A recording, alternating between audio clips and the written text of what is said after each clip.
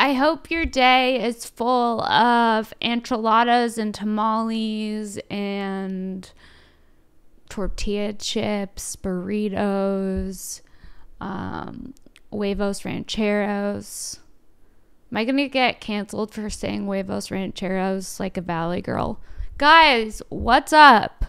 We have a Mexican food intro for you. I hope your day is full of tableside guacamole and everything else fantastic. We have an amazing episode of Shank for you this week with the one, the only Ali Macofsky.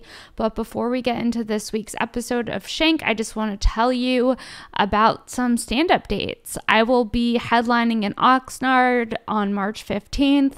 I will be in Ontario at the Ontario Improv on March 16th.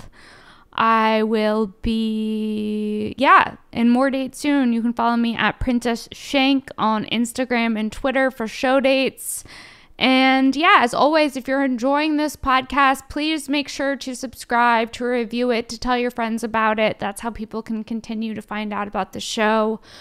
We have an amazing episode for you this week with the one, the only Ali Macofsky. If you're enjoying the show, I urge you to please leave a review. Please make sure to follow me on Instagram and Twitter. And thank you guys so much for continuing to support and enjoy the podcast. If you're looking for a way to support and enjoy the podcast, there's no better way than by buying a pair of Oh Yeah socks. Oh yeah. Look down at your feet right now. Are your toes exposed? If they're exposed, you should definitely cover them. Your feet are delicacies. They're a form of currency in 2022 when, with a world of uncertainty, at least buy a pair of cool socks, guys. In an uncertain world, be certain about your socks. Shop Oh Yeah, that's 3 O's HYEAH.com, discount code SARA10, SARA10 for 10% off. Unique sock designs from Oh Yeah. They have Mr. Rogers Neighborhood socks, they have Alien socks, they have fortune cookie socks. Whatever you're into, there's a sock for you. They make amazing Easter basket gifts, I'm thinking of you gifts, I'm sorry gifts, nice to meet you gifts. Someone's having you over for dinner, give them a pair of socks. Why not? They got Norman Rockwell socks. They got dog socks. Whatever you're into, there's a sock for you. MacGyver socks, Bob Ross socks, rainbow socks, yin yang socks. How many times can I say socks before we start this pod? All right, guys. Shop Oh Yeah. Discount code SARA10, SARA10, 10% off. And let's get into this week's episode of Shank with the one, the only Ali Macofsky, guys. Here she is. Here it is.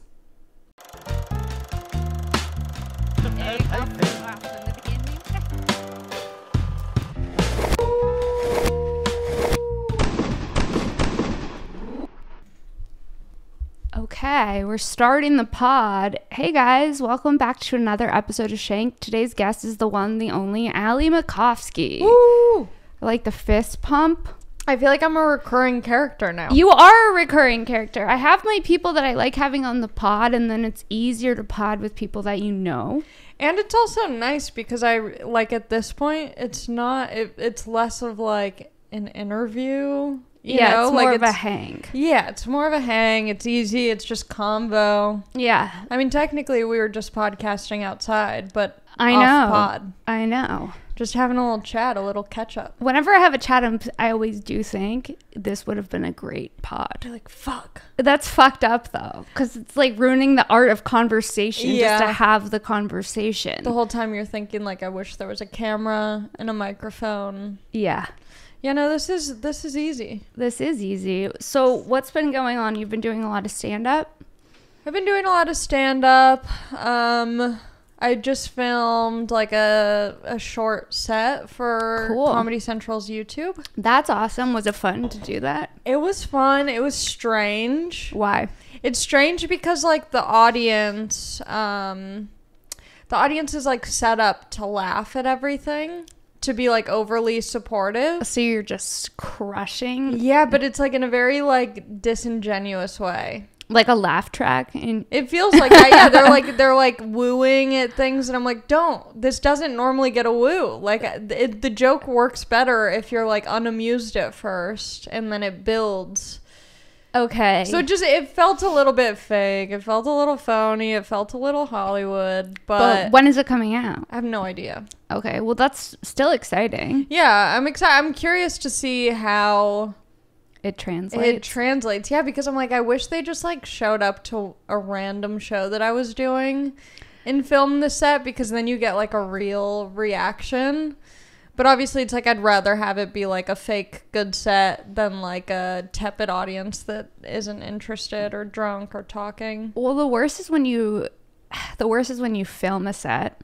Sometimes I'll bring the tripod, I'll film the set, and I bomb. Yeah, and completely it's unusable. Of course, though. Yeah. Yeah, once you're like putting in the effort and you know, like you set up the tripod before the show, like all of a sudden it stops being a comedy show for you. It's not even fun. You're like, oh, I'm working. You're like, I'm a producer. I'm in fucking production. I'm a producer and director. That's crazy. Yeah. It's also crazy how many things you have to be able to do you can't just do stand up in 2022. This is not the 80s. It's not like you're making like, you know what I mean? Totally. It's so strange because before I started doing stand up, I was like, I knew I wanted to entertain in some way. Right. I didn't know exactly what route it would be, but I was like, I either want to do comedy or I want to be like a musician. Like I want to be a pop star. But you could low-key be a pop star because you can hit notes when you sing. I can hit some notes. It's shocking. And also, like, if you're a pop star, you just have to be decent and have, like, a cool personality. And then some auto-tune or whatever, you know, magic is used in the studio. You know? Yeah, but do you think you could drop a pop album? Yeah. I think you should. Okay. What would you call it? I don't know. I would call it, it would have to be something, like, a little bit sexy. I don't know. I'd really have to think about it because it'd have to be a good first album. The first album's got to be fire. Then you can start slacking, is what I've learned from listening, being a consumer of music. Yeah.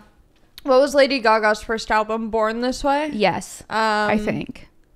Yeah, I think it was Born This Way. Or it was, I think that might have been her second album. Her first one could have been like, no, Poker Face Just Dance. I think it might have been Born This Way. I'm not as big of a monster as you. Oh, I was a pretty big monster. But it would have to be something like that. Something that's like sassy and confident, like, you know. Yeah, I don't know. I can't think of it. Well, the thing is, okay, so Cassim and I have this game we play where we try to think of lyrics for a made-up Lana Del Rey song. Okay, that's good. I feel like you would be good. I feel like you would be good because she just says like random words. It has to have something to do with like being by the beach or outside. Yeah. And then something about like a terrible boyfriend or like a drug addiction. Yes. So it's like Syringes on a Saddle. Wow. That's about a horseback riding cowboy that she falls for who's addicted to heroin. Yeah, you're really good at the game. Yeah. Maybe that'll be the name of my first pop album. Syringes on a Saddle.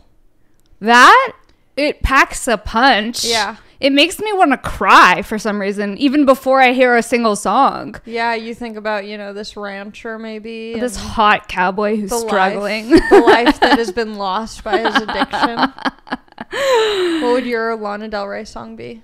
I don't know. I like when she says like random words. Like she'll be like Nilla wafers and matcha. Something like that. Did she say that? No, but it sounds like she would. You know what I mean? Yeah. Like they're just like words that don't even really go together. Yeah. And the more abstract they are, the more it sounds like a Lana Del Rey song. Do you watch Euphoria? I watched first season. I watched second season except for the last 2 episodes. Dude. Are you into it? Are you okay? I avoided Euphoria for years because I was like, whatever's happening seems dramatic and dark, and that's not what I need in my life. I like fluffy dumb shit. What fluffy stuff do you like? I like there's this show on HBO called How To with John Wilson. Yes, I haven't started it, but I've been meaning to. That's really fun. Because he just kind of like people watches, right? Yeah, he people watches, and some episodes are better than others, but when he nails it, it's like highly entertaining and the format's really fun. So I really like that. And then I watched Pam and Tommy, which I started that, and then I just kind of was like, I'm not as interested as I thought I might be. yeah, I lost interest too. Yeah. But yeah, Euphoria, I was like, I can't handle this, like drug addicted teens, like all this stuff. And then I watched the first season and I was like, wow. And then I watched the second season and I just couldn't stop watching. Yeah, the first season I loved. I thought it was so good. The first season's a lot lighter than the second season. And I realized the second season is more visually, I feel like the storyline's pretty bad, but visually, it just feels like a music video this season. A lot of it, like the darkest music video you could find. Yeah, because I feel like there's not a good story. Like, I'm so uninterested by the stories, but visually I'm like, oh, this looks so cool. The last 2 episodes are good. Are they? Yeah. I think feel they like are. I've seen them based on all the TikToks and Twitters that I've seen about the last 2 episodes. Yeah, I also feel it's confusing that everyone's just watching these teenagers have sex and do drugs. Also, the nudity is so egregious this season. The dicks. I'm like, why? Like, no one is getting naked this much. I don't even think I've seen myself naked this much. It's so much. You know you know where they used to do that all that fucking time? Girls with Lena Dunham. It's I like never we get watched it. We get it. You're plus size and confident. Yeah. They would shoehorn her naked into every fucking scene. But she also wrote that. Yeah. So it was like her way of being like, look, yeah, I'm naked. Yeah. I'm the opposite. I'm such a prude. The thought of being naked on television, I would need like 6 months notice. Yeah. A trainer. Yeah. A therapist. Yes. And a dietitian. Yeah.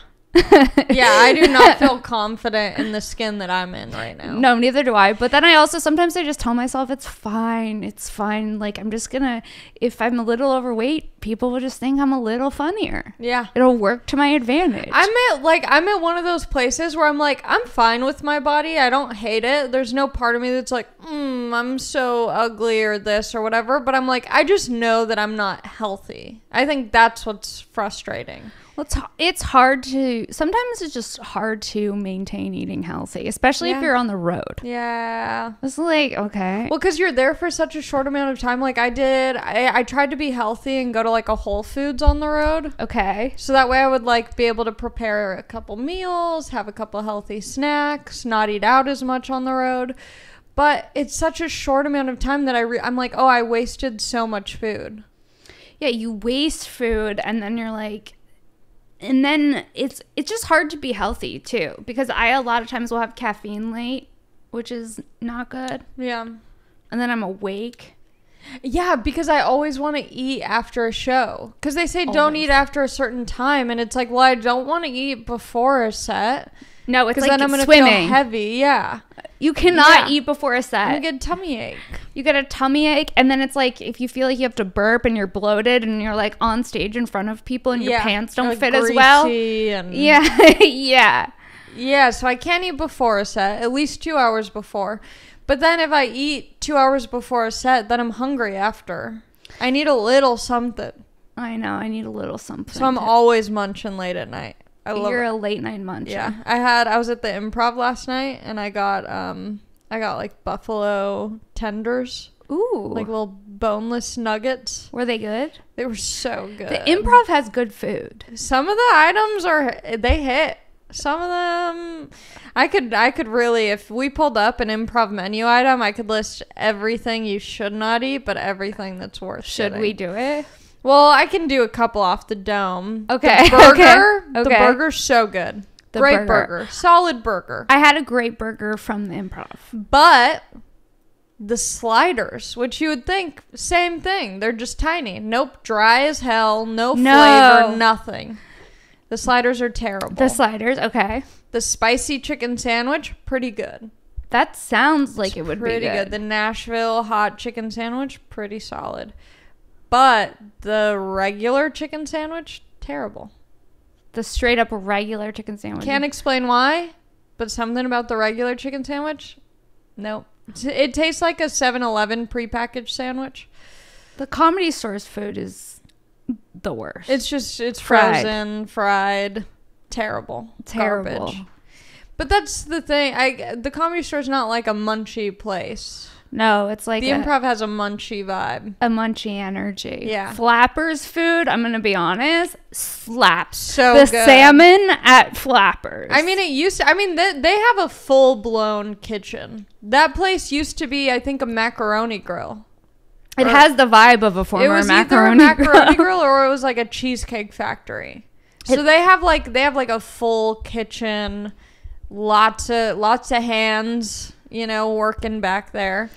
The Improv is like a medium. They got a smaller kitchen. They got their items, but yeah, the Flappers. I haven't been there in a minute, but man, I miss the mac and cheese. I miss the loaded French fries.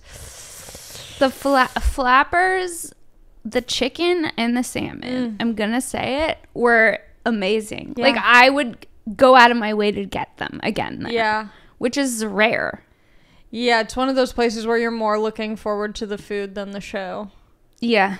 100%. 100%. And I love a comfort food, like a mac and cheese, a cornbread, a like juicy meat. A mac and cheese situation. I wish I could eat mac and cheese all the time and just be like thin. Yeah. Yeah, I wish it didn't make you like terribly unhealthy. It's so good. It's the best food. Mac and cheese is the best. And there's so many different ways of making it. All of them are great. Yeah, unless it's hard to fuck up mac and cheese. Yeah. There's, obviously you eat enough mac and cheese, there's going to be a few that don't sit totally right, but at the end of the day, you're like, it still is warm and cheesy going down my pipe. Yeah, you know what else I'll fuck with? Alfredo. Oh, I love Alfredo. Yeah. And people think it's trashy because it's not like real Italian. No, I know. But it's so fucking good. Give me that heated up cream cheese and butter and milk. All the dairy products you can fit into a saucepan. Yes. If I knew that an asteroid was going to hit the Earth, I would eat so much Alfredo. I wish that there was this restaurant still around. The first place I worked was a restaurant in Long Beach. It used to be called... It used to be called Russo's, and then it changed its name to Naples Bar and Grill. And I was a little hostess there, and they made the best focaccia bread. Ooh. One of the most incredible focaccias I've ever tasted. One of the most incredible focaccias? Oh, yeah. And they had this sauce that went with it, this sauce and this finely grated Parmesan, and I would blend the two together and just douse the focaccia in it. And it was so good. And at the end of a shift, there would always be leftover bread. I gained so much weight in high school because I was eating bread every night. This big old pan of fresh focaccia. It was so good. But they had these wagon wheels. Classic kids menu item. They had a wagon wheel in Alfredo. Best shit I've ever tasted. If I get rich, I'm bringing that restaurant back to life. You're gonna go find the chef. I know them. They're like locals in like Long Beach and San Pedro. So I'm gonna find the guy. My mom knows him. I'm gonna say we got to get this up and running again. What do you call your restaurant? I'm gonna call it. I would call it. Well, that's not important. Some Like It Hot. It's a Marilyn Monroe-based family-style restaurant. Okay, I like this. So when you walk in, is there like a Marilyn Monroe figurine with her dress blowing up, and you like take a picture? We could get a statue of that. Okay. But then it would be a combination of Italian food mixed with like classic, comfort food. Italian food mixed with comfort food. So there would be Macs. There would be some mac and cheeses. Okay, are we talking? Or it would be called Ali Mac's. Ali Mac and Cheese. Yeah, Ali I don't know. We'll work on it. Ali Mac's. Some Like It Hot. A Marilyn Monroe themed. I think that restaurant that I just said, Some Like It Hot, is failing within its first 6 months. Just based on the name.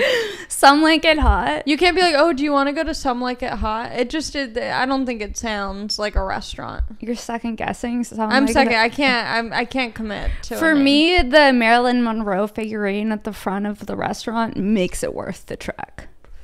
Yeah, I guess it could be theme-based. It could be, like, old Hollywood style.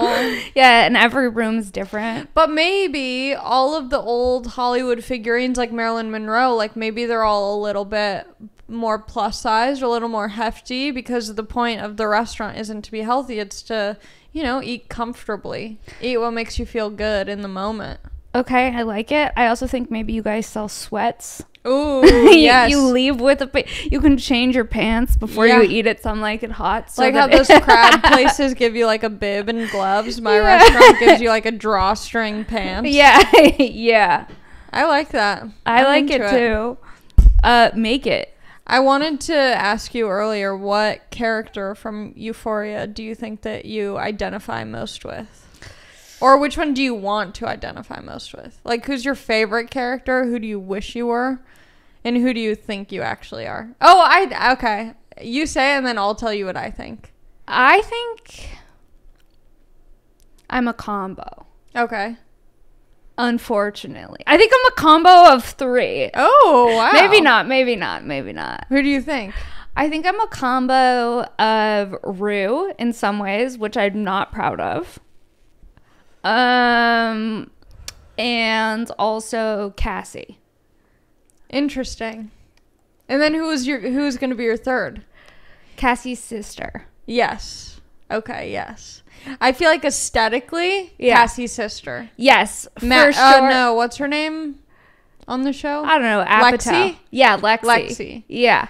Yeah, your appearance, I don't know what the astrology terms are, but like your rising would be Lexi.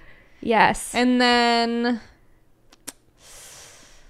no, I think you're Alexi. I might be Alexi. Yeah. I identify as her kind of too. Because you're put together, you're like not super crazy with the drugs and stuff. Yeah. And, you're observing everyone else. And I think that I would be into Fez. Ugh, wouldn't we all? Fez is my favorite. Yeah. Who do you think you are? I think internally, I'm Alexi. Okay, yes. Because I don't like to be involved in, like, drama or chaos. I think maybe, though, maybe, like, Jules. Jules I love. I think I could be, like, a Jules, just, like, trying to save, the drunk, alcoholic, addicted Rue. Oh, yeah, I do have some Jules tendency as well. Yeah. And I think maybe, do you think I'm someone else from Euphoria? Does anyone come to mind? No, I think that makes sense. Yeah. It's hard because I do identify with a lot of the characters in different ways. Yeah. Which is the marker, I think, of a good show. Yeah. Because I'm like, oh, I see myself in some of, like, these characters' faults, like, a lot. Yeah. And then other times, I don't know. It's hard because it's also hard to pick who you are objectively. Totally. Because, when you're like, remember Sex and the City? People would be like, I'm a Samantha, I'm a Charlotte, I'm this, I'm that. I don't know. That was a whole weird vibe. I heard that Sex and the City, the remake, was terrible. Yeah, I was watching a couple people's, like, recaps of the show. Because it's something that I'm like, I don't need to watch this. There's no part of me that's like, I need to be in the loop of the reboot. Yeah, me either. But watching people's Instagram stories, like, recapping the episodes was very entertaining. Yeah. And then, like, Mr. Big died on the Peloton. Yeah. And since then, there's been many television and film Peloton death scenes. Yeah, and Peloton stock went way down. Yeah. It's also so crazy that people would be so influenced by television that would affect their money. Mr. Big died. Yeah. And then Peloton issued a statement and they said, well, actually, the reason why he lived a long life up until his death was because of the Peloton. They made a statement about a fictional character. I'm pretty sure, yes. That's so wild. Because imagine how pissed you are if you're Peloton. Yeah. You're like... Some bad representation.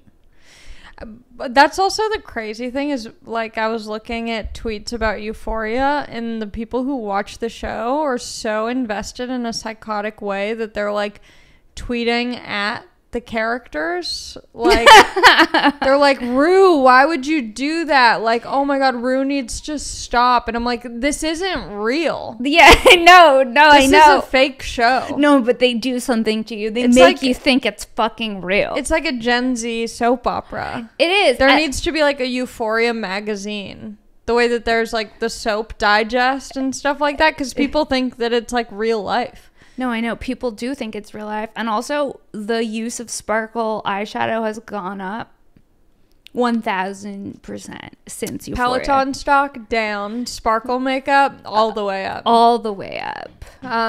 Did you think, so Rue, played by Zendaya. It sounds like a lactose-free, dairy-free, Creamer? like, yeah, creamer or like butter alternative. It does. Oh, I think it's because there's Yeah. Daya. I know what you're talking about. They make a vegan mac and cheese. It's Yes. actually really good. Diarrhea is what it's short for. Yeah. People, you feel like you know these characters. Yeah. They're so invested. But what was I gonna say? People are so invested.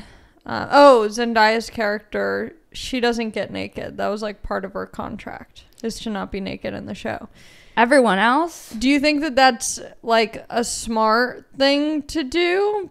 Or do you think that there's some aspect of like, just do it for the show?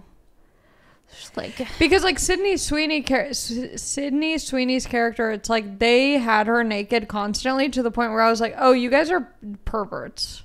they had her tits out constantly. Constantly. She looked great. She looked great, but I'm like, But this feels forced. too much. Yeah, I saw her naked so much. Yeah. Yeah, I feel like they could give her, like, cut her nudity in half and give And I'm like, it to Zendaya, Zendaya. just do one naked scene. Yeah. But I get why I wouldn't. I don't know if like, if I was in that show, like, it'd be so hard not to, because I'm like, this is a great show. I want to, like, give the full performance. But I get why you wouldn't want to. But at the same time, it's like, Well, listen, I almost took out my tits at the Steel Panther concert at Oh, yeah. Skankfest, so anything is possible. I mean, you never know. Yeah. I think that ideally I would not want to. But if the money was right, totally. I'd do some Halle Berry shit. That's Like, didn't why, she like, get... That's why OnlyFans is scary. Because it's like, yeah, I'd get naked for people paying me a good amount of money, but the fact that anyone could see it, that's what's crazy about Euphoria. It's like, yeah, you could watch that and someone could be naked, but then you could put your nudity like online or like anywhere and it just follows you. I'm weird in that way, where I'm like, if it's just like, if someone gave me $1,000 to get a photo and then they never get to see it again, it's like a one-time thing. They can't share it, they can't save it. disappears. I would do that, yeah, like OG Snapchat days. Yeah. I also feel, though, I mean, why is it... It's also, we're so weird with nudity. In the US. I Yeah. feel like in Europe, people are like, they're like chill about it. They're like, Yeah. these are my breasts. Like, It's fuck natural. it. Yeah, it's natural. I'm a woman of the earth. Like, Yeah. I'm a European goddess. Like, it doesn't matter. Did you ever send nudes? I've sent nudes, but only to people who I've been dating. Yeah. Because anytime I've ever sent a nude, which is like maybe 3 times, afterwards I feel terrible. Oh, yeah. I live in fear and shame. Yes. I say, I hate it. I'm like, what was I doing? he could show that to I'm such anybody. a slut. Yeah. And as a woman, like, I feel like for me personally, like, when I've sent nudes in the past, I've never gotten like The it's reaction Never, you yeah, it's want. never been like a fulfilling experience. No, you send it because you're seeking some type of validation or Yes, attention, yes. and then you get the validation or attention, and it's never really as much as you want. That's what I think. It becomes like you're just like hungry for more validation and Yeah. attention. Yeah. Also, the thought of just being on, because like, you know, when you see yourself on camera and you get distracted, like if I see myself from the wrong angle, honey, that could fuck up my day. Yeah. Imagine being naked on camera from the wrong angle. Yeah, that'd be tough. I'm such a prude. I went to a strip club in Corpus Christi, Texas. Okay. And I'd never been to a strip club like this. I'd only been to, like, you know, LA type strip clubs where everyone's like wearing bikinis. You don't really see too much. At this strip club, I walked in and titties are out. Titties are fully out. And I've been to like strip clubs in Tijuana. I remember you saying. They're like getting fingered on the dance floor. In Tijuana? And for some reason, because I don't know if it was like, oh, well, I'm in a different country. I'm in a Christian. It felt okay. In Mexico. In Mexico, in Tijuana. And I also like knew what I was getting into. I'm like, everyone kept saying it's a brothel. So I'm like imagining people having sex in front of me. Right. What it really was like a strip club where like kind of anything goes.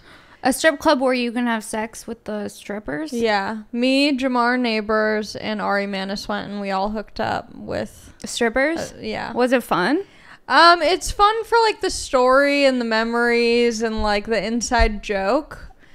But like in the moment, I wasn't like, this is awesome. I was like, oh, this is interesting. This is a new experience that I'm having. You weren't like, oh, I'm into this, I'm going to go back. Not for one time. Part of me wanted to go back just because I was like, that was so crazy. Like, I wonder if it would be the same experience again.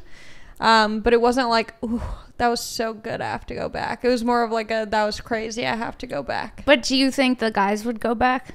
Yeah, 100%. Ari Manis, you think he's going to get down on some action? No way. What? Okay, so did you hook up with the stripper? In Tijuana, yes. Do you make out? So she didn't know what to do. I didn't know what to do. Because she's like, I've never hooked up with a girl before. And I'm like, I've never done this at a brothel. Right. And so we went back into the room. Because they have like separate rooms at the strip club. Like little private. Okay, like the champagne room. Yeah. Okay. So it's like, but it's like tiny bottles of Corona. It's like the Corona room. Okay, the Corona room. So it's tiny bottles of Corona. And I'm also sober. So they give you part of the package deal is pussy and 6 tiny Coronas. No. But I don't drink, so I like felt like such a pervert. I'm like, you can have all of these. No. Drink them all. Drink them all. Yeah. So we're just like sitting there. They have a TV in the room and there's like whatever channel on. And you can hear like the music outside and they're just playing like top 50 hits. So it's like Adele's Hello is playing. No. And she's like, I don't know what to do. I'm like, just do whatever you would do with guys, I guess. Like, I don't know. I'm not training you. I'm not your employee. I'm not like, here's how you do it. I have no idea. Right. Yeah. I've never even had a lap dance up until this point. Just do what you normally do, but modify. Yeah. Just modify. Yeah. Go with the flow. Take some risks. Right. But then, yeah, she's like spitting on my pussy. She did? Yeah, she was spitting on my cooch. Okay. And she was just kind of rubbing it. No. She spat on it. She spat on it. She was touching it. She's like, I normally spit on dicks, so exactly. I'm just going to spit on her pussy. Yeah. It was a strange experience. There was nothing like erotic. Like, I'm sure there's dudes listening to this who are like getting hard at the thought of it. But like, I assure you that, you know, as much as it might sound sexy, it was it felt like the first few times like hooking up as a child, you know, where it's like a little bit awkward. You don't know what to do. There's not really any chemistry. Yeah. And also I would want to hook up with a chick who does that with chicks. Totally. But it was also like slim pickings this night. So I was like, this is the best I have available to me. This is the best option. Yeah. So I did that. But then when I was in Corpus Christi, and that's crazy because I do think that I'm like a pretty prude person. Like, sure, I've hooked up with plenty of dudes, but that's like emotionless, you know? There's like no like feeling or thought behind that. It's just like, whatever. Yeah, okay. And so I go to the strip club in Corpus Christi and these girls, their titties are out and I'm like, oh my God. Like, I'm blushing and I'm like, like, I don't know. I feel like Talladega Nights. I'm like, I don't know what to do with my hands. Like, I'm just kind of sitting there awkward. And Who did you go with? My friend Corbin and my friend CJ. Okay. Were you doing And stand-up in Texas? I was doing stand-up in Corpus Christi, and we were going to a pool hall. We wanted to play pool. And right behind the pool hall, it said, like, ladies. And I was like, we have to go. Okay. This is fate. This is fate. So we go, and it's like, you know, these titties are out, and I was like, oh, there was a girl who was doing really great. Her dancing, I was like, she's awesome. I love her. Okay. So my friend Corbin's like, let's go give her some money. So we go up there and we give her a couple dollars, and then all of a sudden she like opens her arms as though she's about to like give us a hug, but I'm like, her boobies are out. Like, yeah. I don't know what this gesture is. It's like when you see someone do like the open palm greeting, and you're like, is this a high five? Is this like a dap? Is this a hug? Like, I just didn't know what direction we were going in. Right. Like, and all of a sudden, you know, I'm kind of going in for a side hug because I'm nervous. Yeah. And and my friend Corbin standing right next to me, she's just putting her boobs in both of our faces. So I'm staring straight into Corbin's eyes as boobs are hitting both of our faces. No. And I was like, you know, I was just like, I didn't ask. It felt non-consensual. I was like, I wasn't ready for a boob to be in my face. I need a little bit of chat. I need a little bit of banter. I need a bit of banter. It was so stressful. Whoa. Okay, so did you have fun? It was fun, but it made me realize, like, truly at my core, I am prude. And that's why I identify as Alexi internally. Yeah. Because I'm more shy and I'm more quiet than maybe what comes off. Yeah, no, I get that. You know what I mean? I also like how Lexi observes everything kind of and sees the bigger picture, which I feel like as comics, we do that a lot. Yeah. I really want you to watch the last 2 episodes. I know. I need to be in the right headspace. Yeah, no. I watched it. I looked at Kasim and he goes, "The show is an attack." And I was like, "It is." Because it just makes you feel like anxious. Yeah, that's why I wasn't watching it. I wasn't in a good headspace. And I was like, these last 2 episodes, I need to like not have shows that night. Yeah, if you have a show and you watch Euphoria in the afternoon, you're going to bomb. Yeah. Just because you're going to be feeling heavy for the rest of the fucking day. But the first few episodes of the second season, the episodes come out on Sundays. And the first few episodes, they're more light. There's not too much drama. And so I would call it like, you know, sexy Sundays, because after I would watch an episode, I would look at my boyfriend and I would be like, let's have sex right now. Yeah. Because the show's so horny the first few episodes. The show makes you feel so horny all of the time. I was like, babe, it's Sunday. Yeah. We got work to do. It's Sunday. We got to watch Euphoria and then plow. Yeah. Plow post Euphoria. Yeah, I'm like Monday through Saturday, those are our days off. But Sunday, we're getting down. Yeah, no, the show makes you horny. Mm-hmm. It can't not make you horny. I think it's because it's dimly lit, too. Yeah, the lighting is always on point. Yeah, and I never have good lighting. I'm like, why isn't sex like in the movies? It's because I don't have enough LED strips. We need gels. And also, I was trying to be, like, I try and be like, you know, I try and set the mood. So I'm like, oh, maybe, like, I'll light some candles. And I'm like, now I'm fucking lighting, like, I'm spending, like, 5 minutes, like, with a match lighting candles around the house. And I'm like, none of this is gonna... Like, it's like, why is that the foreplay for sex? Like, why is lighting, like, why do I don't know. I like lighting a candle. Sure. But it is weird that it's like a romantic gesture that a lot of times people do it before they fuck. That is weird. And I'm like setting up the room for sex, which makes it feel less spontaneous.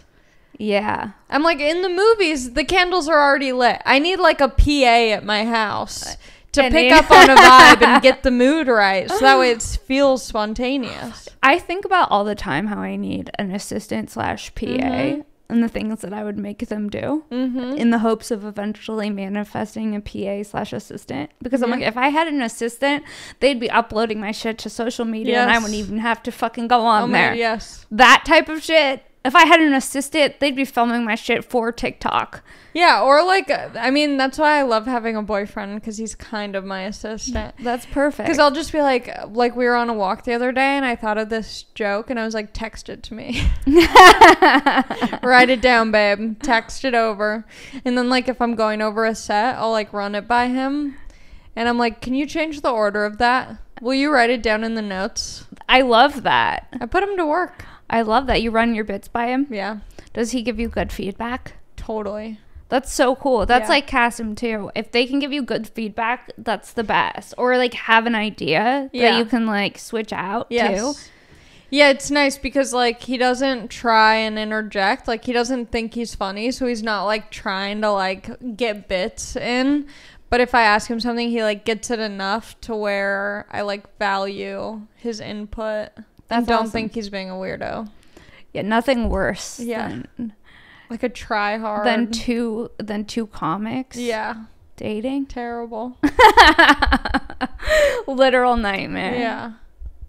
Yeah, I like having a normie ass boyfriend. My boyfriend's funny, but he doesn't do stand up, so it's perfect. It's so nice. It's so nice, and he's like supportive and cool. But in the past, I also feel like it's probably gnarly dating a female comic since we're around men all of the time. I know, I felt bad when I started dating my boyfriend, it was during the pandemic, and I was like, trust me, when things open up, I'm going to be out all the time. You're never going to see me. There's a lot of guys that I'm friends with. And if it was the other way around, Would not be fun. oh no, I'd be like, who the fuck is that fucking girl that you're fucking talking to? Yeah. Oh, she's on the lineup with you tonight? Oh, cool, I'm going. Yeah. Like, Yeah. I would be oh, you're going out of town again? This weekend you're going too? Like, I would be so mad. Like, I wouldn't do it. So the fact that we have people who are down yeah, is so nice. if it was the other way around, it would be a nightmare. Yeah. And it's kind of nice having a boyfriend while you do stand up too, because you're like, can't date any you guys. I have a boyfriend. Yeah. Sorry. Yeah. As much as I would love to. Yeah. Timing just didn't work out. It makes you feel like kind of like safe. It feels, yes. Yeah. And like coming home to your significant other, it's like, it just feels nice. It feels nice to have a sense of home Yeah. when you're doing stand-up, where you feel like you're like a sewer rat that's just like on the streets tap dancing for cash. Yes. Yeah, you're like, you see me as a real person. Yeah, exactly. It's like, you don't care if I have a good set or a bad set. That's the best. Mhm. There's nothing worse than having, because already you feel really bad when you have a bad set. Yeah. And I've learned you can still have bad sets Yeah. no matter how long you've been doing Yeah. it for. I'm trying to think. I feel like recently I had a bad set and I can't remember. Oh yeah, it was like 2 days ago. Oh my God. It was one of those moments where I was like, I'm glad I'm not famous, because this set could have like been really destructive. I had one of those recently too, because I was like forcing myself to do new material. Yeah, same. And I was just like, oh, I'm gonna bomb. And if it's an LA show that's like a bar show or something and they're not paying me that much, that's where I'll just go do my new material. Yeah. So yeah, but I bombed, and I was like, I know that this bit's going to be good. I still believe in the bit. Yeah. It just really hurt having it not land.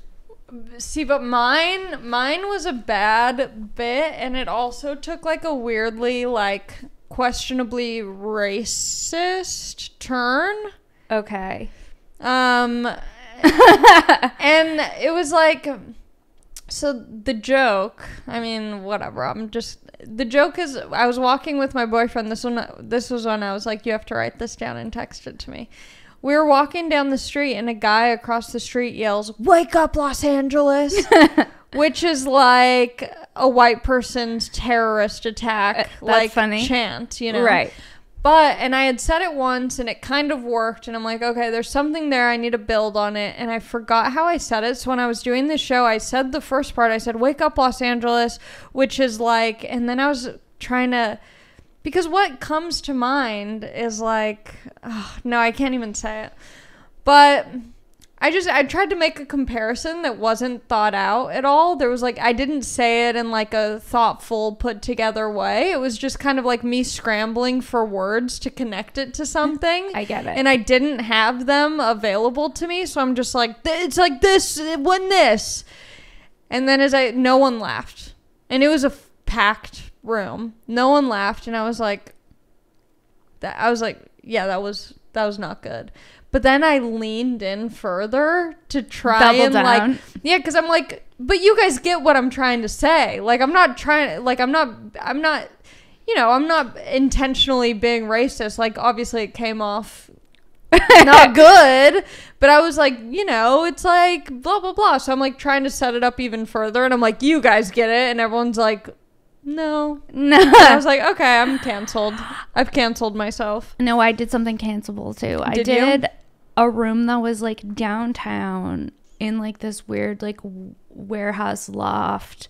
The first red flag was I said yes, and he goes, wow, I didn't think you were gonna say yes. Oh, yeah. And then I was like, I guess I still have to go because I said yes. No. So I went, and it's like in this warehouse, and like the second red flag is when I used the bathroom there, and they're like, if you needed to test your drugs for fentanyl, there's strips underneath the sink. It's just like this warehouse downtown with all these people that are like, I mean, that's partying. nice that they have free fentanyl strips. Yeah. Those are expensive. So Yeah. good for them. So they had that there. Yeah. But I would say that 95% of the audience was Black from Compton. And I did a joke about how there's no murder mystery dinners in Compton. And it did not land. And everyone just sat there and looked at me. And Cassim was in the audience. I tried to look at him, and he was like looking at the ceiling. No. It was like one of those. Oh, it was no. like one of those. And I could feel like my face get red Yes, I while hate that I was on feeling. stage. And I felt like I had no control over my face getting flushed. Yeah. And then I was like, I'm embarrassed. And Well, like, and it's also one of those things like that joke itself. There's nothing like, yeah, I wouldn't consider that like I mean, if you're like ultra woke and like insanely liberal, you could find something that's like, well, that's actually, who says that there's no murder mystery, whatever. Yeah, totally. But it's like a silly, fun, it's like a lighthearted silly, joke. fun joke. But then I think knowing that when you walk into the venue doing that joke, I'm sure the way that, if you had said it confidently, like the way that you normally would in any other show, it probably would have gone over. But because you probably were like overthinking it, I'm like, oh my God, there's people from Compton, and I'm gonna do a Compton dig. Internally. Yeah. It's crazy. Doing stand-up is nuts. yeah. Some days are good, some days are And not. also, it's one of those moments where after I said that, I was like, we got to take it easier on these comics. Yeah. We got to take it easier. Yeah. When I was driving home, I was like, oh, I feel sick to my stomach.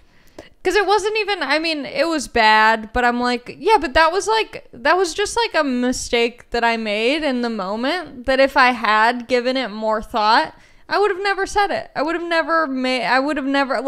had it more thoughtfully planned out and whatever. And it's like, why are we just going to assume the worst in people off the jump? Well, yeah, and there's also, I mean, yeah, I agree. Especially because you're like, damn, this job is hard. Yeah, I'm like, I just want people to laugh. I don't want anyone to be like hurt or affected by my comedy in a negative way. Right. So if that happens, I'm like, oh, I know that I did something wrong. The Right. reaction shouldn't be silence or like just, you know, Yeah. like if that's the reaction, oh yeah, I did. I was naughty. I was a naughty girl. If the reaction wasn't how you wanted it to be. Yeah, totally. I know. Sometimes though, it's hard to have to look at that and be like, how can I fix this thing? Yeah, I'm gonna try it again though. I respect that. I have a bit I'm trying to write about Kinkos that may or may not come out. I haven't seen a Kinko's in a long time. They're up and thriving. Wow. Mm-hmm. So you're choosing to make a joke about Kinko's instead of, you know, say a Staples or Yes. a FedEx. Yes. Okay. Yeah, I'm coming for Kinkos. Brave. Yeah. Brave. Thank you so much. In this day and age, I'm glad someone's talking about it. Yeah, someone's got to talk about Kinkos. I think that's our pod. I love that. It was so much fun. Where can people find you? You can find me on Instagram at not Ali Mac. And if you want to see me do stand-up, I'm going to Sacramento, Philadelphia, Texas. I think that's it for now. Go to alimacofsky.com/shows. Cool. We'll link to that in the description of the episode so people can easily find you. And thank you so much for coming on. And thank you guys so much for listening and watching another episode of Shank. Woo. We'll see you next week.